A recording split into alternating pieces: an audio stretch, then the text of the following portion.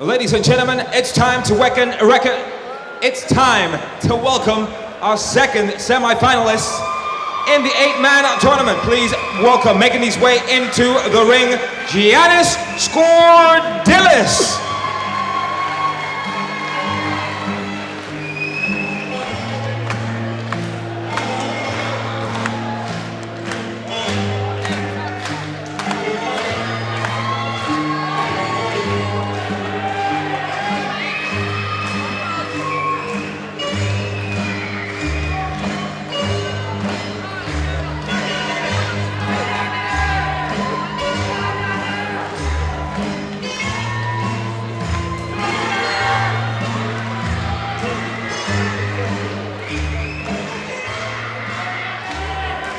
And now his adversary making his way into the ring. Please welcome Bublea.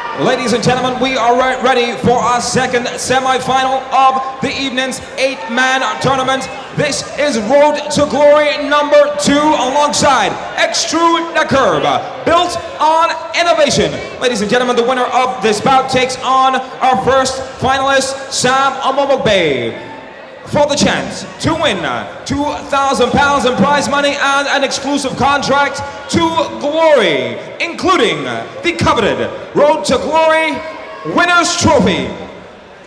This bout is fought over 3-minute rounds in the lightweight division. Introducing first, fighting out of the blue corner.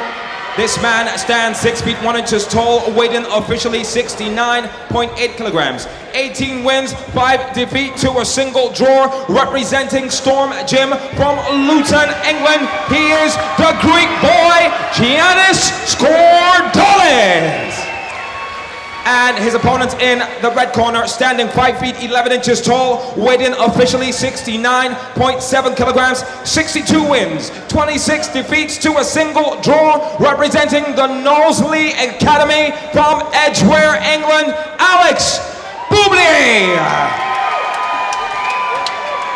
When the semi-final begin, your referee in charge, Mr. John Blackledge. So Howard, for me, this one hinges a lot on the fact that Giannis Skordilis got through pretty quickly in his quarter-final. We saw Alex Bublea in an absolute war. I mean, he took the shots, he did well, and he came back strongly. But for either man to get through this one with Sam and Bublea waiting for them, it's a tough call. It's a very tough call for them. As you say, as we always say, they've got to get through this one first. And we can't take anything for granted, because what seemed like a tough initial fight may have just been a good warm-up. Depends upon what kind of condition the fight is in the first place. And for me, the semi-finals are probably the most heartbreaking, because the way Road to Glory 2 set up is both the men in the final have got that contract. So to go out at this stage is the cruelest moment. Yeah, heartbreaker. And they've both started well. Nice and sharp technique. Again, on paper, these two are perfectly matched. This is a great matchup again. Some lovely accurate techniques coming in from Giannis Skordilis now. That left jab is brilliant, and he's firing some sharp low kicks too. I love the foot movement for the low kick to disguise it and take the other leg. Alex thought the other leg was going, instead he took the right leg. That's right. Alex is no slouch himself, but he is getting the worst of it at the moment. Well, we saw this in his quarterfinal as well, and as you said, it's the sharpness of Giannis's punching at the moment. Well, that left jab, so educated, body and head. Lovely. And we saw the same. We saw Alex had to soak it up against Kyle, didn't we? He soaked up a lot of punishment, so we know he's very durable. Yeah. But he was nice and relaxed against Kyle, so he soaked it up without too much problem. He wasn't shaking or anything, although he did absorb some clean shots. But at the moment, he's up against it. He's losing this round. He's not scoring.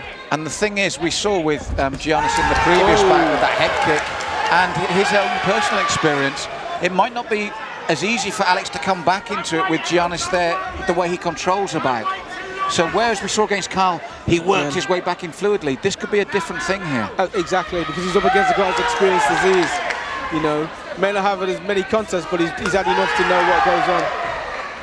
And again, Giannis, the movement as well. He's, as you said about timing and everything, which has been so key in this tournament, Giannis is right on it at the moment.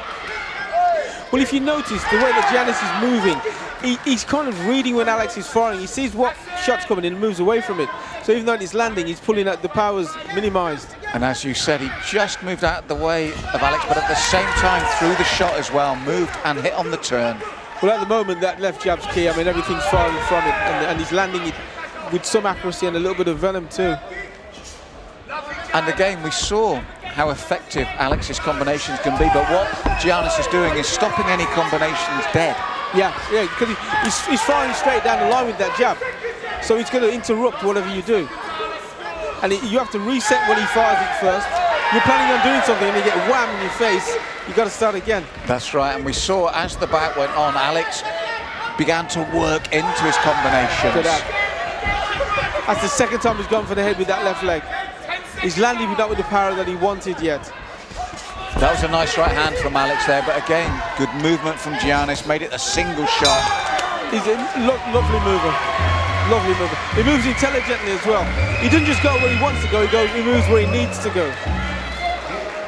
Alex had some success. I said it was a nice round, but across the course of the opening round, I'm quite confident there again. There's the leg. You thought he's going for the left, he goes for the right. Exactly. I felt Skordilis controlled that opening round. Yeah, he did. Exactly. That's exactly what he did. He controlled it, even though he was on the back foot. Which is a beautiful example of how to move away and still be in control. You've got to credit Alex there. That was a full-on kick to the head. Yeah. And he shook his hair and came straight back. Tough guys. They're in condition, you know. Single shot's going to have to be special to drop them or something. But there's that movement from Giannis. Beautiful. And actually, he did to Alex what Alex started to do to Kyle in the second and third rounds. Those combinations flowing and then moving out of the way again. Out of the way. You know, feet is everything. You know, if you've got good footwork, you can fight. And if you haven't, you got problems.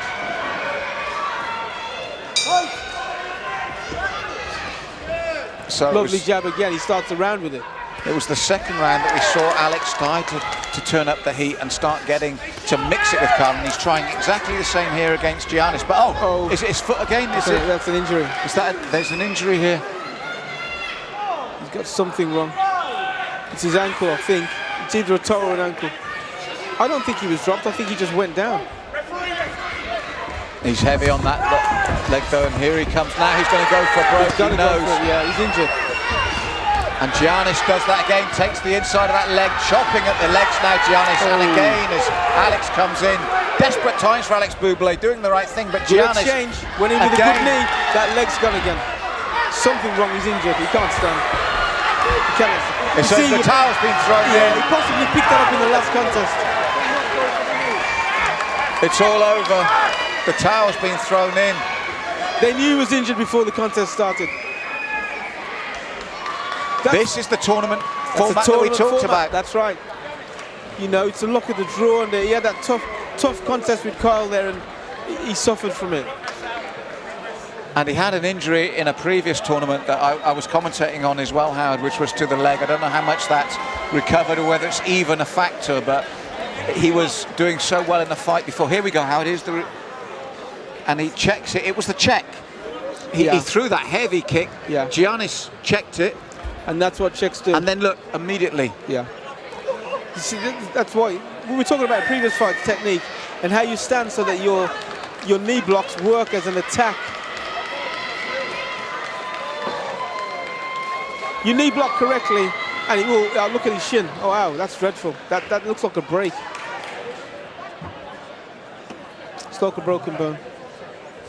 Shin. Very unfortunate. The towel came in, shin injury, and again, it's the second tournament I've unfortunately had to count Alex Bublea out of through to leg injuries when he was doing so well. But as you said, this will need looking at. It's such a shame, but that is it. You know, your body's got to stand up to so much in this game. You know, you've got to stand up to the training, you've got to stand up to the contest, and then when you've got multiple contests on the same day, then it just doubles the effect, you know. You get injured in one, even if it's a mild injury, you go into the next contest, that mild injury becomes serious. So unfortunate for Alex. As I said, the second time in a row I've been commentating on him in an 8-man tournament, and he's had to withdraw like that. It's so unfortunate. But again, that said, I still think the two most consistent and dangerous men have made the final. That's right, they have. It's going to be very interesting. Very interesting. I couldn't pick a winner, we've just got to wait and see. Feel sorry for Alex there. Yes, I do as well, but as we said, that is the nature of the 8-man tournament, and that's why we said for whatever factor happens, normally when you win an 8-man you deserve to, because of all the factors throughout exactly. it. But the compassion in Boyd's corner is nice to see as well. Oh, top corner, the Nosey Academy. I mean, been there, done that, bought the T-shirt in this game. Yeah. But it also means that Giannis is as fresh as Sam going into that final. Also, we think, as you said, there could be things that are hidden. That's the great thing about the tournament. But looking at it, we've got two fresh men for a final of real quality, Howard. Probably the two best guys as well. Ladies and gentlemen, which doesn't always happen because our referee called a stoppage in this bout. 50 seconds, round number 2, due to your fighter in the red corner unable to continue with a sustained injury. So your winner, who moves on to the final of the 8-man tournament, Giannis Skordilis.